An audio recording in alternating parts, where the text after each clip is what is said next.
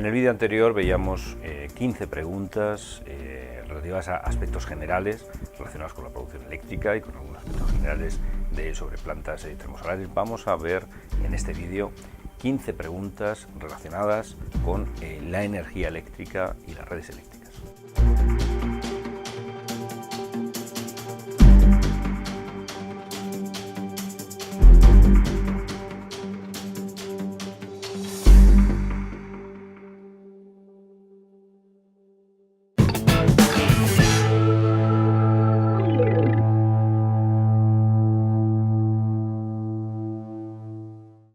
Bueno, esta pregunta tiene algo de mala leche porque es una pregunta hecha de forma que va a incitar a que alguno piense que, bueno, hay gente que pensará, en primer lugar, que la energía que tú generas de más sobre la energía que se consume se pierde. Eso es una respuesta estúpida. La energía eléctrica es una energía inestable, es decir, es una energía tremendamente inestable. En el mismo momento en el que se genera, tiene que ser consumida. Tú no puedes generar energía en la red y si no la consumes, pues se perderá. No, eso no pasa. Yo genero energía eléctrica e inmediatamente la consumo. ¿Qué ocurre si genero mucha energía eléctrica y no la consumo? La voy a consumir necesariamente. ¿Por qué? Porque la energía que meta la voy a repartir entre los consumidores que tenga conectados. Tengo 1000 consumidores conectados con un equipo que nominalmente tiene 1 kilovatio de potencia. Digamos que nominalmente pues tendría que estar metiendo 1000 kilovatios de potencia. ¿Qué pasa si emito 1100 kilovatios? Pues cada uno de los consumidores toca a un poquito más. Así que toda la energía que yo meta es una energía que yo voy a consumir. La pregunta exacta es, ¿qué ocurre si meto más energía de la que consumo? Pues la respuesta exacta es, no se puede. O sea, esto es física, no se puede. Yo la que meta, la saco.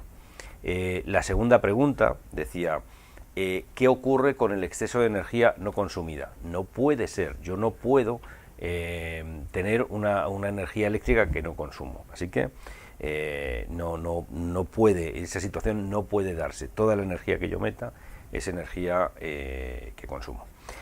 Yo sé que alguno va a pensar, no, yo sé que si yo meto más energía en la red que la que consumo, sube la frecuencia y sube la tensión. Yo digo, no es correcto. No se puede, esa es la respuesta correcta. Pero ¿qué ocurre si yo tengo conectadas unas cargas que nominalmente en la placa de características pone tanto y le meto más energía que la suma de todas las cargas que yo he metido en el sistema? Yo voy a consumir toda esa energía, pero ¿qué me va a ocurrir para poder consumir esa energía? Que va a subir la frecuencia y que va a subir la tensión.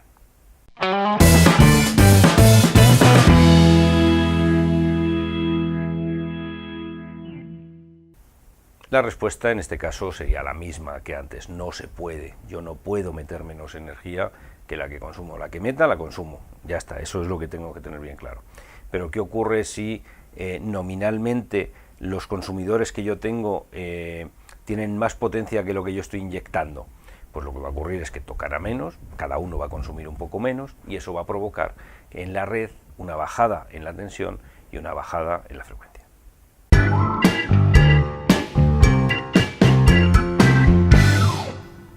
Los generadores son máquinas excelentes, máquinas estupendas, por dos razones. La primera es porque fueron diseñados por un cerebrito, un señor llamado Nikola Tesla, que sabía hacer estas cosas, una mente privilegiada, y consiguió hacer una máquina, un generador síncrono, trifásico, que tenía unos rendimientos fabulosos. Los rendimientos que tiene un generador están en el 97, 98, 99%, son rendimientos francamente altos. De la energía que yo meta, pues en forma de energía mecánica la voy a transformar en energía eléctrica en su mayoría.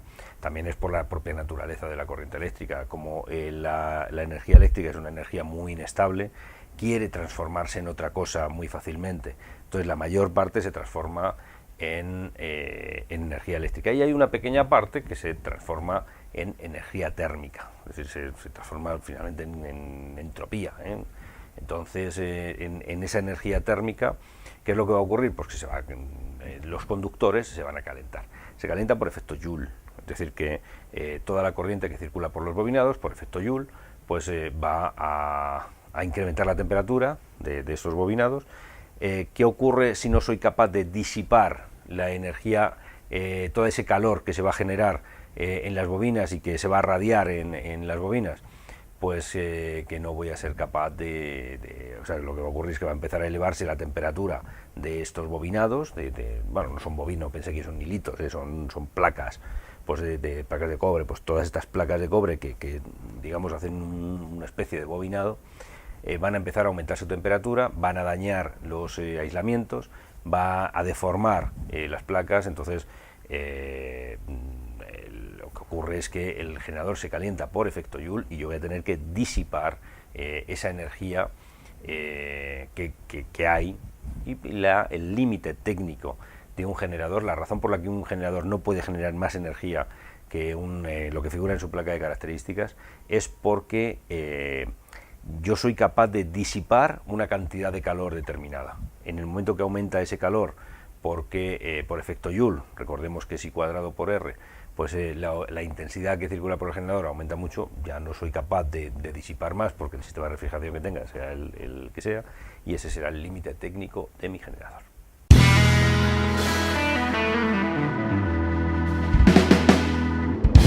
Básicamente tenemos tres tipos de refrigeración en un generador. En primer lugar, tenemos refrigeración en circuito abierto. Entra el aire, el ventilador mueve el aire por el interior y sale aire caliente. Este tipo de refrigeración nos va muy bien para generadores pequeños que trabajan en ambientes limpios. ¿Qué ocurre si tenemos generadores más grandes o generadores que trabajan en ambientes sucios? Pues nosotros estamos metiendo aire de la calle con sus partículas de polvo, con sus cosas, lo estamos metiendo en el interior de bobinados y después lo estamos sacando. ¿Qué ocurre si es un generador muy grande? Pues que esa forma de refrigerar es poco eficaz y entonces no vamos a poder refrigerar lo suficiente. ¿Qué ocurre si el ambiente es muy sucio? Pues vamos a tener que filtrar muy bien ese aire, pero siempre entrarán partículas de polvo. Esas partículas de polvo, de suciedad o de agua incluso, pues se depositarán en determinadas partes y empezarán a deteriorar aislantes, deteriorarán los recubrimientos que tienen los bobinados y podrán crear caminos conductores que no están previstos. Para evitarlo, se crea un segundo sistema de refrigeración que consiste en que el aire que circula por dentro es un sistema de refrigeración cerrado. El aire no se intercambia con el aire del exterior, pero claro, ese aire que está circulando por dentro del circuito cerrado se calienta. Tenemos que evacuar ese calor a algún sitio. ¿A dónde? A un circuito externo que puede ser bien de aire o bien de agua, a través de un intercambiador, de manera que el aire externo nunca entra en el interior del generador. Ese sería el segundo tipo de refrigeración, que tiene, como hemos visto, dos subtipos: que el circuito al que vuelca el calor, el aire que circula, sea aire, y el circuito al que vuelca el calor sea agua. En ese caso se habla de circuito de generadores refrigerados por agua. Bueno, el generador está refrigerado por aire. Lo que ocurre es que ese aire interior termina evacuando su calor a un circuito de agua que hay pues, en un radiador, una especie de intercambiador que suele estar en la parte alta y en la parte baja del generador. Existe un tercer tipo de generadores, que son los generadores refrigerados por hidrógeno. En realidad es el mismo circuito, todo exactamente igual, pero sustituyendo el aire que circula por el interior por hidrógeno. El hidrógeno es una molécula mucho más pequeña, tiene mucha más capacidad refrigerante y por tanto podemos conseguir que el mismo generador tenga más capacidad de enfriamiento. Y por tanto podemos utilizarle a potencias mayores, el mismo exactamente, simplemente cambiando el tipo de refrigerante interior, el tipo de gas que está circulando en el interior. Ojo que el hidrógeno es explosivo, con aproximadamente un 4% de oxígeno que haya presente puede generar una reacción muy violenta, puede explotar. Entonces habrá que tomar una serie de medidas y el generador tendrá que estar dotado de toda una serie de medidas que eviten que el hidrógeno pueda salir hacia afuera y además que el hidrógeno pueda entrar en contacto con masas de oxígeno.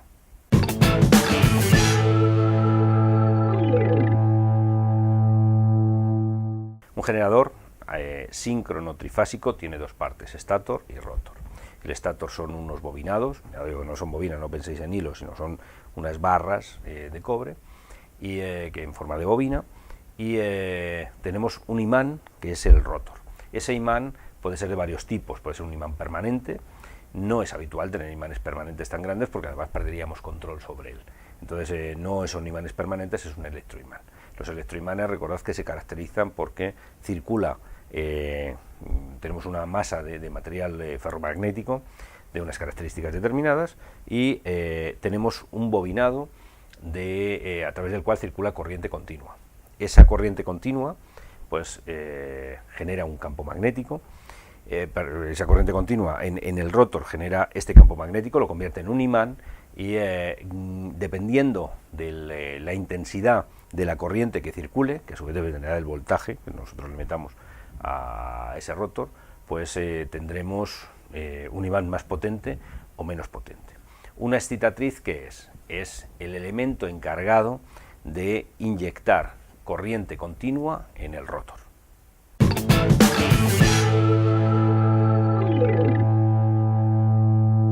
El gran problema de inyectar corriente continua en el rotor es que el rotor, como su propio nombre indica, está rotando, está girando. Si ahora yo meto un cable positivo y negativo a un rotor y el rotor gira, ¿qué me pasa con el cable? Que se me enreda.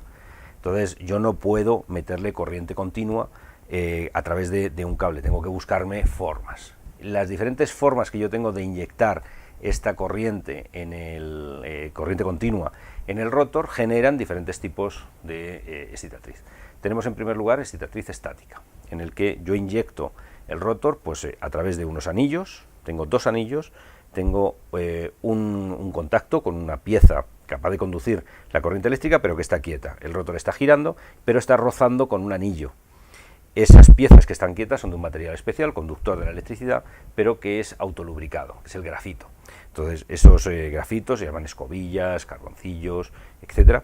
Pues esos grafitos se van desgastando con el tiempo y hay que sustituirlos. Tenemos escobillas del polo positivo, escobillas del polo negativo. Recordemos, este tipo es una excitatriz estática. ¿Cómo controlo yo cuánta corriente yo meto en mi imán, en mi rotor, para convertirlo en un imán más potente o menos potente? Variando el voltaje de la corriente continua que yo introduzco, o sea, que yo conecto a través de estas escobillas. Segundo tipo de excitatriz son las excitatrices en las que yo trato de eliminar esas escobillas. ¿Y cómo se pueden eliminar las escobillas para quitarme del medio un elemento mantenible? Pues puedo construir otro imán al lado, un imán, tengo mi generador, pero yo puedo generar la corriente continua en un generador aparte. ¿Cómo sería ese generador aparte?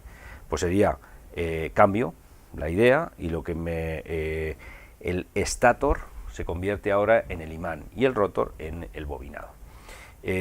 Lo que hago, convierto el estator en un imán. ¿Cómo lo hago? Pues un electroimán, de nuevo. Tengo una parte quieta y una parte que rota. La parte que está quieta la alimento con corriente continua, pero claro, ahora con la ventaja de que está quieta, por tanto puedo ponerle un polo positivo y un polo negativo, eso no se mueve. Controlo la potencia de ese imán, del imancito, el imán el segundo, el que yo tengo en la excitatriz, y eso induce una corriente alterna en el rotor. Esa corriente alterna yo la rectifico, y al rectificarla produzco corriente continua. Controlo perfectamente cuál es el voltaje de esa corriente porque puedo controlar el imán. Entonces yo ya tengo perfectamente mi controlado, y además evito las escobillas. Este tipo de imanes, este tipo de generadores se llaman generadores con excitatriz de diodos rotatorios. Hay un tercer tipo de excitatriz. Este tercer tipo de excitatriz se llaman generadores o excitatrices, generadores autoexcitados.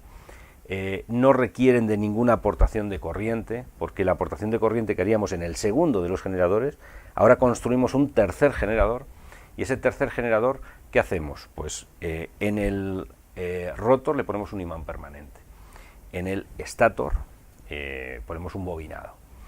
Ese imán permanente, solo con el hecho de que empiece a girar, va a generar una corriente eléctrica. Esa corriente eléctrica la genera en el estator, pero es corriente eléctrica alterna. La rectificamos, convertimos en corriente eléctrica continua, y esa corriente eléctrica continua la podemos regular pues, con ayuda de un rheostato, cualquier elemento que nos permita controlar el voltaje.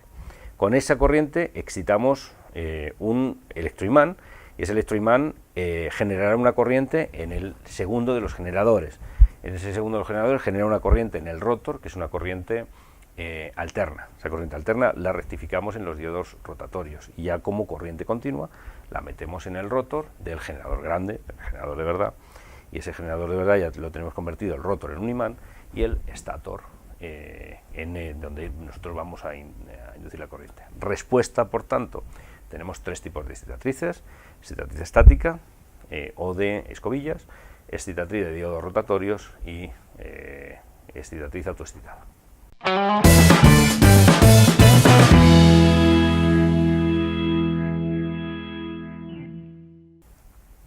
El tipo de generador más utilizado en una central eléctrica es el generador síncrono trifásico.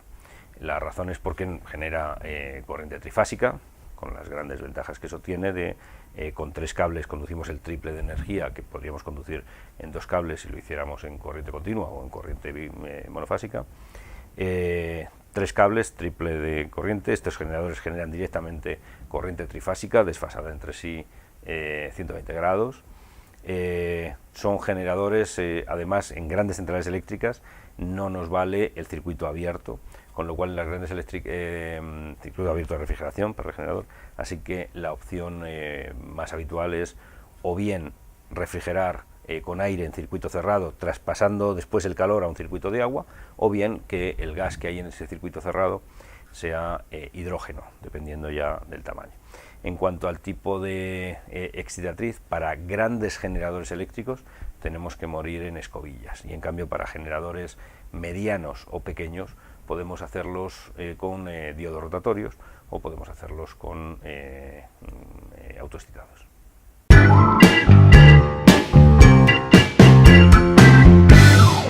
Potencia reactiva es el concepto más complejo de los que se pueden explicar cuando se habla de la generación eléctrica. Es complejo, pero tenemos que entenderlo. Un operador de una central eléctrica no puede desconocer ni puede dudar en qué es la energía reactiva.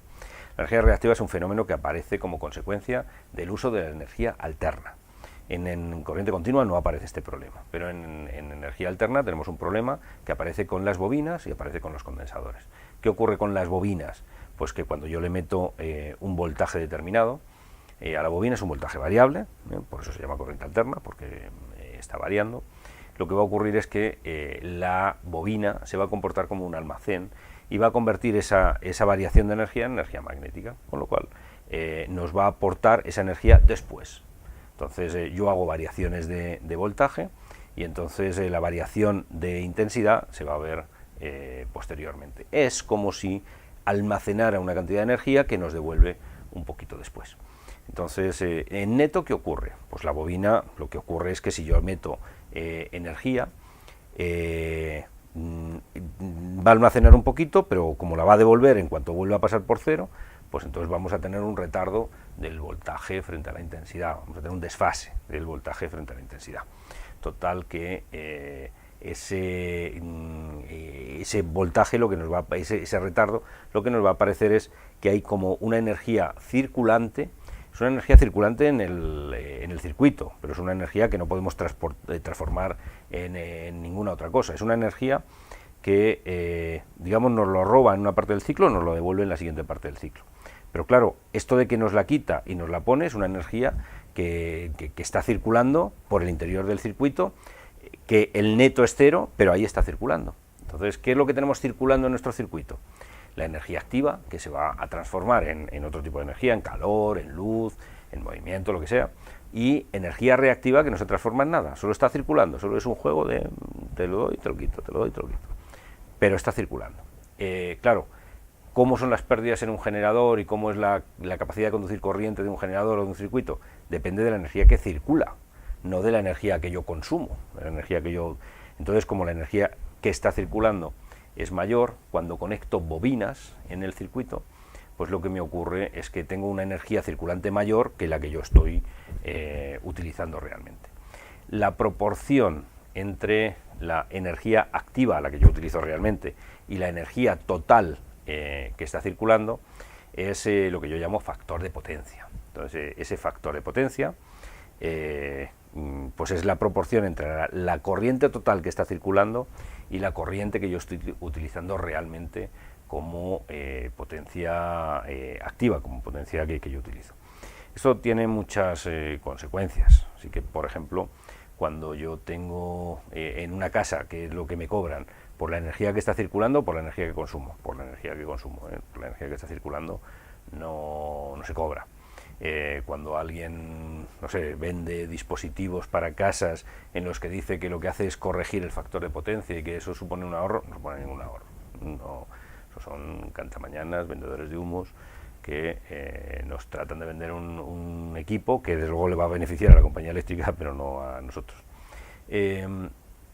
¿Qué ocurre en las grandes compañías? Que generan, tienen muchos motores, tienen muchas bobinas y generan pues factores de potencia bajos, que se aparte mucho la potencia que está circulando de la potencia que se está consumiendo, pues la compañía eléctrica les penaliza para que no hagan estas cosas, ¿no?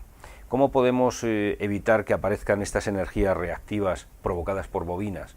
Pues hay otro tipo de energía reactiva, que es la energía reactiva que se genera con condensadores, que hacen el efecto contrario. Lo que hacen es cogen energía, la almacenan como energía electroquímica y la devuelven en el siguiente circuito. Provoca el efecto contrario de desfase entre voltaje e intensidad. Claro, si yo pongo bobinas y pongo condensadores para equilibrar esas bobinas, ¿qué es lo que yo tengo? Pues cero, no tengo nada, no tengo energía reactiva. A los grandes consumidores les pide a las compañías eléctricas que instalen condensadores para compensar las bobinas que pueden tener. Entonces tenemos que la energía reactiva es una energía curiosa, es una energía que no vale para nada, es una energía que solo crea inconvenientes.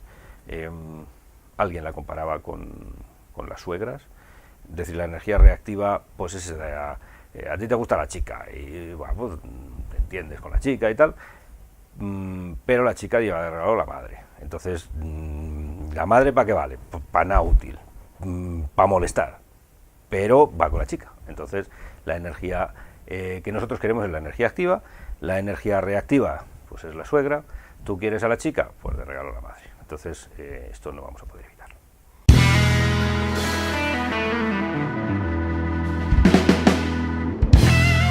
Técnicamente es correcto hablar de energía reactiva. Prácticamente no es útil ni tiene ninguna consecuencia hablar de energía reactiva. La energía reactiva es una energía que se compensa 50 veces por ciclo en redes que funcionan a 50 Hz, 60 veces por ciclo en redes que funcionan a 60 Hz. Entonces, ¿cuál es la energía reactiva?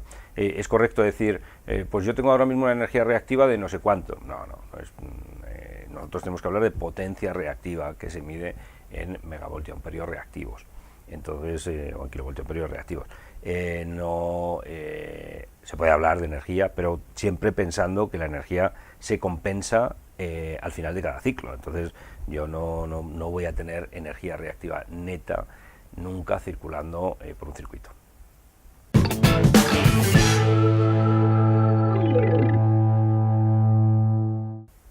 En los consumidores la potencia reactiva se varía metiendo condensadores. Es decir, yo casi todos mis consumidores de iluminación, de aire acondicionado, frigoríficos, lavadoras, electrodomésticos y tal, tienen bobinas. Entonces, pues tienen motorcitos y tienen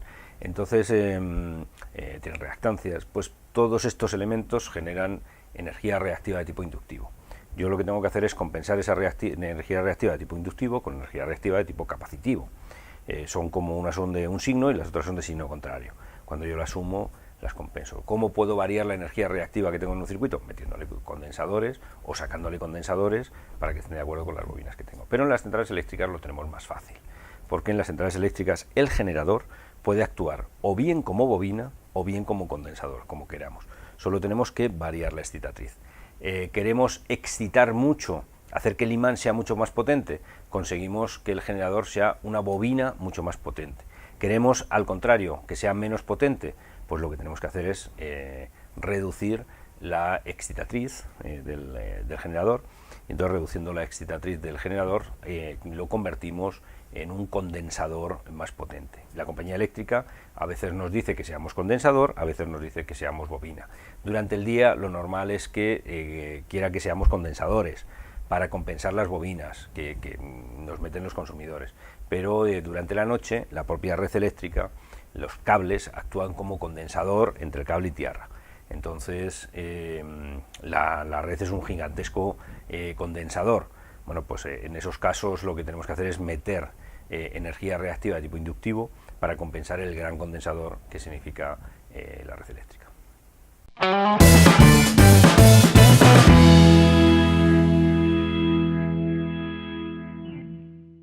Coseno de phi es la proporción, es el factor de potencia y es la proporción entre la energía activa, perdón, entre la potencia activa que yo tengo suministrando en el circuito y la potencia total, que es suma de la potencia activa más la potencia reactiva que hay en el circuito. ¿Yo qué busco con este coseno de phi? Busco acercarme lo más posible a la relación 1, es decir, que yo quiero tener tanta potencia activa como potencia circulante, es decir, que todo sea como potencia efectiva que yo tengo. Si en el momento que empiezo a meterle corrientes reactivas, estoy llenando el cable de una energía que solo me produce pérdidas, que no me trae ninguna otra consecuencia, y que bueno, pues solo una parte de la energía que yo estoy transportando la estoy convirtiendo en energía activa, que además es la energía que se factura.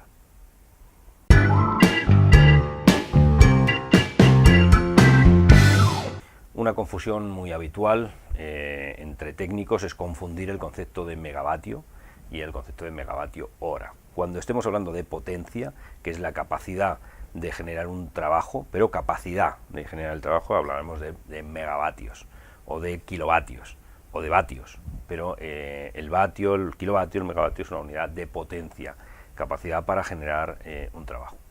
Cuando queramos saber cuánto hemos consumido, cuánto trabajo se ha realizado, etcétera, ya no podremos hablar de potencia, tenemos que hablar de energía. La energía es la multiplicación de la potencia por el tiempo que estemos usando. Si yo tengo un frigorífico que consume 1000 vatios, 1 kilovatio, ¿cuánta energía consume ese frigorífico? ¿1 kilovatio? No, consume, depende del tiempo que yo lo tenga conectado. ¿Lo tengo conectado 1 hora? Pues consume 1 kilovatio hora. ¿Lo tengo conectado 10 horas? Pues consume 10 kilovatios hora. Pero yo puedo consumir 10 kilovatios hora con un frigorífico de 1 kilovatio, solo hace falta que lo tenga conectado 10 horas. No es kilovatio partido hora, no es kilovatio multiplicado por hora. Esta unidad del kilovatio hora o el megavatio hora, bueno, pues tiene algunos inconvenientes cuando tenemos que hacer cálculos termodinámicos. Pues recordemos que la unidad del sistema internacional para medir la energía no es el kilovatio hora, sino es el vatio segundo, eso es el julio. Entonces, cuando nosotros tengamos que hacer cálculos termodinámicos, nos va a convenir siempre trasladar, pues convertir los vatios hora, kilovatios hora o megavatios hora en julios, kilojulios, megajulios, que eso quiere decir vatio segundo.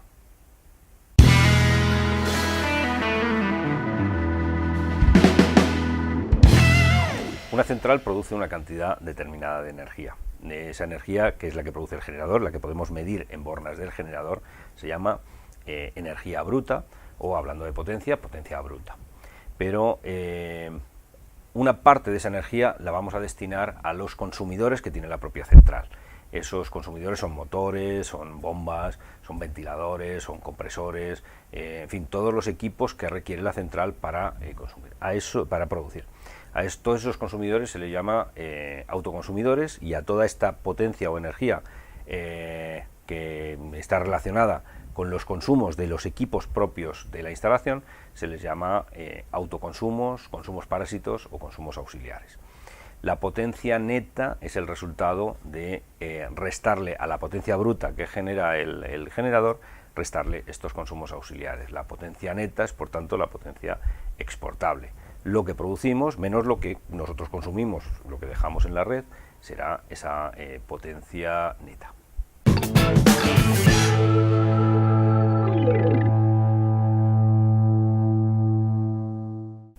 Pregunta número 29.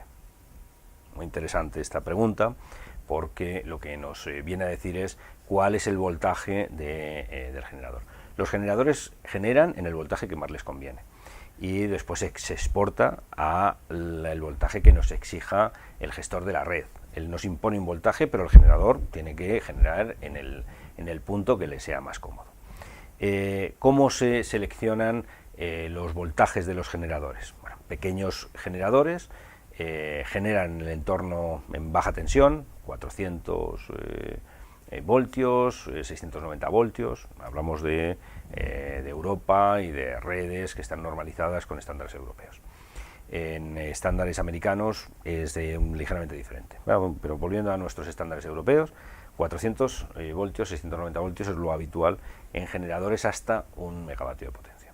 En generadores que van desde 1 megavatio hasta 10 megavatios, normalmente se prefiere otro rango, que es el entorno de los 6.600 voltios, pues ahí encontramos otro punto de equilibrio entre dos factores de los que voy a hablar enseguida. Cuando ya aumentamos la potencia, ya nos vamos de 10 megavatios hasta un rango muy grande, en el entorno de los 150-200 megavatios, pues encontramos que ya los generadores van entre los 10.000 voltios y los 15.000 voltios, dependiendo de determinadas circunstancias. Cuando ya hablamos de grandes generadores, 400 megavatios en adelante, pues ya preferimos irnos a voltajes más grandes, al entorno de los 20.000 o incluso los 30.000 voltios para muy grandes centrales eléctricas. ¿Cuáles son los dos factores que están peleando para decidir que sea un voltaje u otro? Pues hay dos factores. Por un lado, la cantidad de cobre que lleva el generador, y por otro lado, la cantidad y precio y tipo de aislantes que lleva el generador entre estos bobinados de cobre. Cuando yo aumento, yo tengo una potencia determinada, una potencia baja, la potencia de los generadores, he hablado de megavatios, pero en realidad se mide en megavoltioamperios, porque lo que quiere el generador es saber qué corriente es la que está circulando, mezcla de activa más reactiva. Pues cuando yo quiero generar una cantidad determinada, me interesa meterle la menor cantidad de cobre posible. Entonces, pero cuando las potencias son muy pequeñas, pues le meto poca cantidad de cobre, las barras son finas, no optimizo nada si le meto un poquito menos de cobre. Total, ya me estoy gastando muy poco en cobre, así que ¿para qué voy a encarecerlo metiéndole aislantes más caros? Prefiero irme a generadores de baja tensión que requieren un poquito más de cobre, pero los aislantes son muy baratos en baja tensión. ¿Qué ocurre cuando yo incremento el voltaje? Cuando yo incremento el voltaje, lo que me ocurre es que disminuyo la intensidad, por tanto disminuyo la cantidad de cobre que necesito, pero a la vez incremento el voltaje, incremento el coste de los aislantes. Mayor cantidad de aislante, son materiales especiales, pues mayor cantidad de aislante de coste mucho mayor, mayor coste de medidas de protección.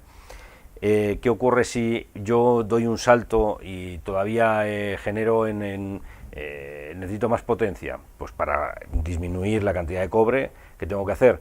Pues aumentar el voltaje, con lo cual disminuyo la cantidad de cobre, porque me hace falta menos cantidad de conductores, puesto que va a haber menos intensidad, necesito menos electrones que se muevan, pero necesito encarecer los aislantes. En los diferentes rangos de potencia, estos dos efectos, cantidad de cobre, precio de aislantes, van encontrando un equilibrio dependiendo de los precios de mercado de estos aislantes y de este cobre, y dependiendo de la potencia que yo requiera. Así que en escenarios en los que el cobre es muy caro, que eso será la tendencia normal, y los aislantes, que son materiales tecnológicos plásticos que se van a ir abaratando, pues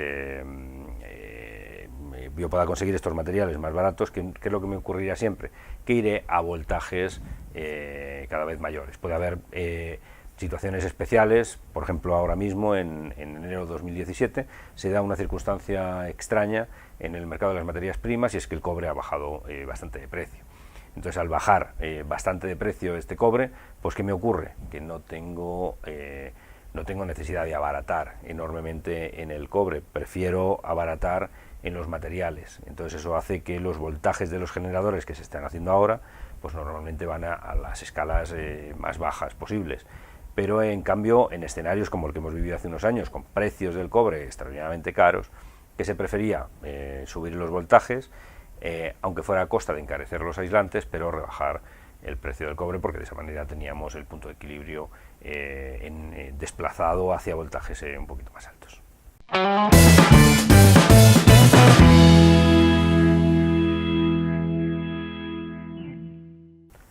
Bueno, se genera en alta tensión para disminuir las pérdidas en el transporte. Las pérdidas en el transporte se rigen por la ley de Joule. Es decir, si yo quiero transportar energía eléctrica desde este punto hasta este punto, eso está en función de la intensidad, del cuadrado de la intensidad multiplicado por la resistencia. Cuanto mayor sea la intensidad de circulación, pues mayores son las pérdidas, el calor que se genera en el cable. ¿Cómo puedo yo disminuir esa intensidad de circulación? Pues aumentando el voltaje. Como la potencia es igual al producto de voltaje por intensidad, cuanto más voltaje yo tenga en la red, menos intensidad tengo para transportar la misma cantidad de potencia. Así que las redes eléctricas se construyen en muy altas tensiones para disminuir las intensidades y por tanto disminuir enormemente las pérdidas por efecto Joule.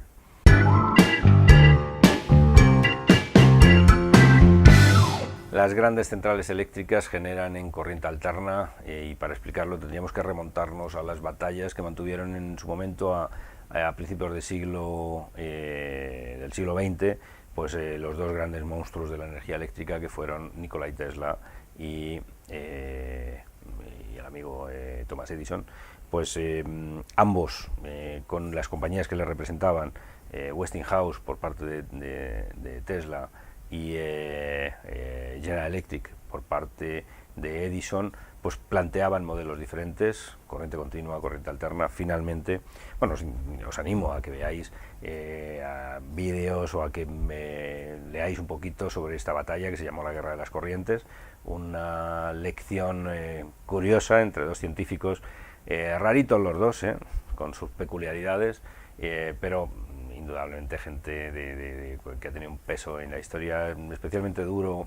Le pasó una factura especialmente dura a Tesla, un personaje prácticamente olvidado. Todas estas batallas y el hecho de haberse forjado la idea de ser un friki, de ser un tipo bien extraño, pero lo cierto es que casi todo lo que vemos a nuestro alrededor está basado en los descubrimientos de esta mente superior que era Nikola Tesla, que nunca llevó un Nobel porque se negó a recoger un Nobel en el año en que se lo iban a dar, al lado de su gran enemigo que era Thomas Alva Edison. Bueno, pero ¿por qué se utiliza corriente alterna? Básicamente porque, recordando la pregunta anterior, ¿cómo se disminuyen las pérdidas en la red? Se disminuyen haciendo que los voltajes sean muy altos. Yo genero en lo que tengo que generar, en lo que le conviene a mi generador. Transporto en más alta tensión. Pero entonces, ¿cómo reduzco las pérdidas? Pues yo tengo que generar en una tensión, transformar y transportar en alta tensión y después ir reduciendo la tensión hasta el consumidor. Esos aumentos, disminuciones de voltaje que se realizan con transformadores funcionan perfectamente con corriente alterna, pero se puede hacer, pero sería muy complejo hacerlo utilizando como base corriente continua. Así que utilizamos corriente alterna porque somos capaces de generar corriente alterna, somos capaces de transformarlo, la corriente alterna, el voltaje de esa corriente alterna hasta los límites que queramos, somos capaces de reducirlo después. Todo eso nos minimiza pérdidas y además hemos conseguido fabricar consumidores que consumen directamente corriente alterna. Pues hasta aquí el grupo de cuestiones de las 100 preguntas que tenemos preparadas para operadores de centrales termoeléctricas de tecnología CCP. Pues este sería el segundo grupo que se refiere a todo el grupo que tiene que ver con la energía y con las redes eléctricas. Os animo a que veáis nuestro tercer grupo de preguntas que se refieren al campo solar.